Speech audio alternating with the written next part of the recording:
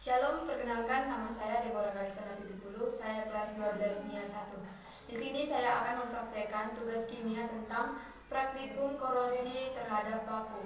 Tujuan dari praktek ini yaitu yang pertama, untuk mengetahui penyebab-penyebab terjadinya korosi. Yang kedua, bagaimana cara atau upaya yang dapat kita lakukan untuk mencegah atau memperlambat terjadinya korosi. Untuk bahan yang kita perlukan ada gelas cup, karet, plastik untuk menutupi, 5 buah paku, dan label yang akan kita gunakan untuk setiap cupnya. Pertama, paku-paku tadi akan kita masukkan ke dalam setiap wadahnya.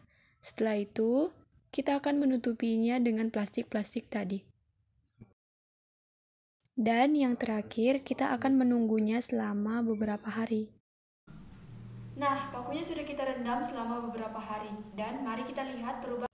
Pakunya sudah kita rendam selama 7 hari. Kita bisa lihat perubahan-perubahan yang terjadi pada paku-paku tersebut. Untuk lebih jelasnya, kita akan mengeluarkan setiap paku dari dalam wadah.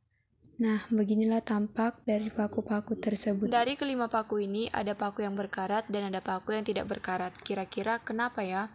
Pada paku yang dimasukkan ke dalam gelas kosong, itu tidak mengalami perkaratan, karena besi tidak mengalami korosi pada udara kering, tetapi pada udara yang lembab.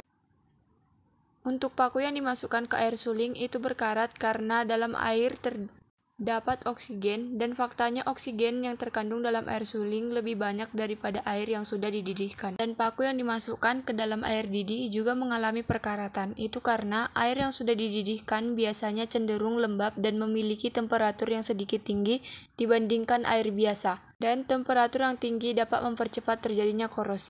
Paku yang dimasukkan ke dalam minyak tidak mengalami perkaratan karena minyak dapat menghambat kontak langsung antara besi dengan oksigen dan air.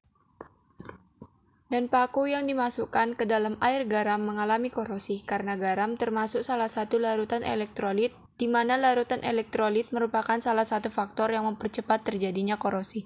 Nah, dari hasil praktikum tadi dapat kita simpulkan bahwa ada beberapa faktor yang dapat menyebabkan terjadinya korosi. Yang pertama yaitu kontak langsung antara paku dengan air, yang kedua kontak langsung antara paku dengan elektrolit, yang ketiga adalah kelembapan udara, yang keempat pH, dan yang kelima adalah temperatur. Bagaimana cara kita untuk mencegah terjadinya korosi? Kita bisa melihat dari paku-paku yang tidak mengalami perkaratan tadi, seperti paku yang kita masukkan ke dalam gelas kosong dan paku yang kita masukkan ke dalam minyak. Nah, itulah caranya kita meletakkan paku itu di tempat yang memiliki suhu yang kering. Kemudian dapat melakukannya dengan melumuri paku tersebut dengan minyak.